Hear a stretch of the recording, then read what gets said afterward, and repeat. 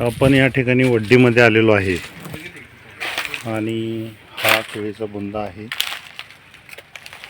आणि प्रत्यक्षातच आपण शेतकऱ्यांशी संवाद साधणार आहे. हे शेतकरी आहेत आणि पाटील साहेब आणि अशा पद्धतीचा हा बुंदा या ठिकाणी झालेला आहे. तर आपण आता त्यांनी काय वापरले आणि ऑर्गॅनिक म्हणजे काय हे थोडंसं आपण बघणार आहे आता. नमस्कार. नमस्कार. आपण आता हे तुमचे किती एकर केळी आहे? हे 2.25 एकर. 2.25 एकर आहे. 75 गुंठे. 75 गुंठे. तर ह्याच्यामध्ये आपण काय काय वापरले किंवा ऑर्गॅनिक पद्धतीनं शेती केली की शेती किंवा तुम्ही रासायनिक काय वापरलेलं आहे ह्याच्यामध्ये? नाही, हे आम्ही भरणीपर्यंत आम्ही ऑर्गॅनिकच्या संपर्कात यायच्या अगोदर भरणीपर्यंत आम्ही 2-2.25 महिने रासायनिकवर होतो. बरं. आणि तिथून ऑर्गॅनिकचं औषध आम्हाला तिने वापरायला दिल्यावर रिझल्ट आल्यापासून तिथं आम्ही ऑर्गॅनिक चालू केलं. आता ऑर्गॅनिक चालू करून जवळपास एक 4.25-4.5 महिने झाले. ऑर्गॅनिकचा केमिकलपेक्षा 100% रिझल्ट एकदम एक नंबर आहे. लोकांचा समज असा आहे की ऑर्गॅनिकचा रिझल्ट लवकर येत नाही आणि केमिकलशिवाय शेती होत नाही. तर तुमचं काय म्हणणं आहे याविषयी? साहेब, ऑर्गॅनिक तुम्हाला सांगतो एकदम एक नंबर पॉवरफुल आहे. बरं.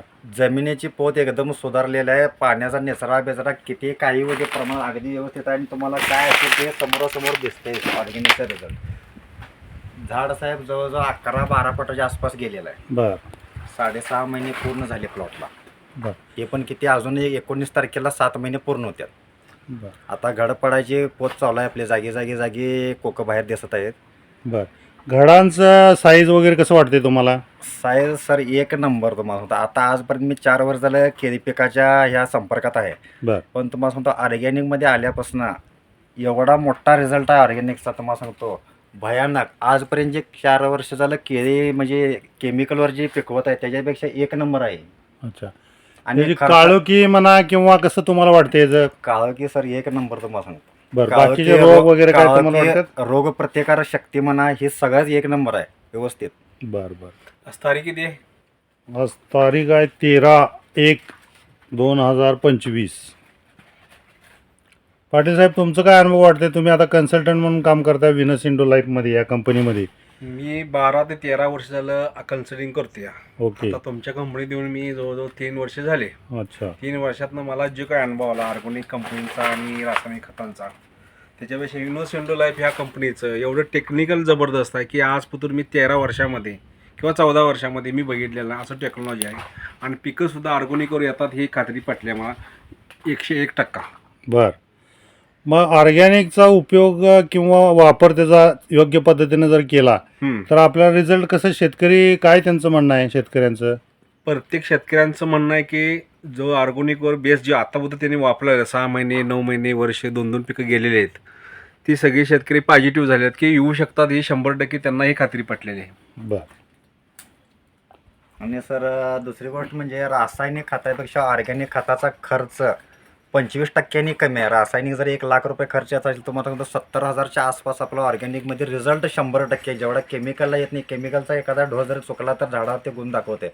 तसं तुम्हाला सांगतो ऑर्गॅनिकचा एखादा डोस जरी चुकला तर त्याला कमतरता काय जाणवत नाही. हा एक कंटिन्यू रिझल्ट चालूच आहे त्याचा.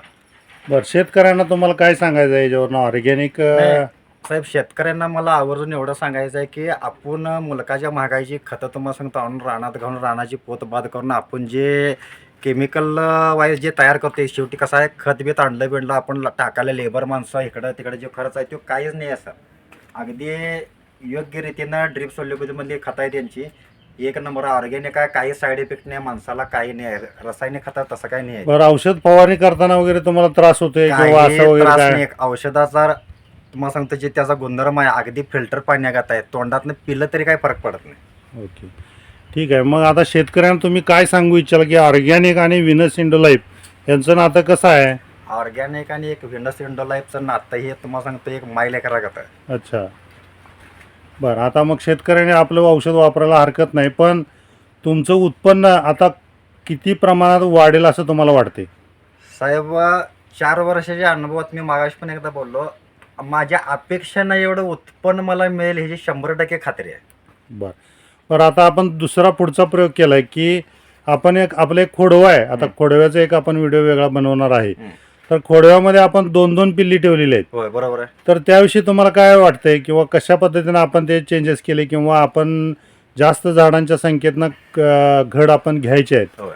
तर त्याचं उत्पन्न तुम्हाला वाढेल असं वाटतंय का? नाही वाटतंय की सर, एक महिन्याच्या रिझल्टमध्ये तुम्हाला सांगतो की 100% उत्पन्न डबल होईल ह्या हिशोबात माझा अंदाज आहे त्याचा.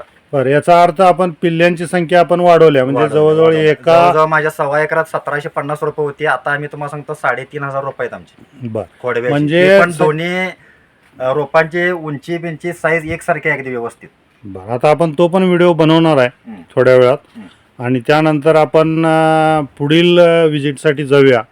आणि पाटील साहेब आणि आमचे शेतकरी जे बंधू आहेत त्यांचं खूप खूप आभारी आहे विनोस इंडोलाईफ तर्फे. धन्यवाद धन्यवाद. आणि असंच आपल्याला सहकार्य करावं हीच आपली आशा आहे. नमस्कार.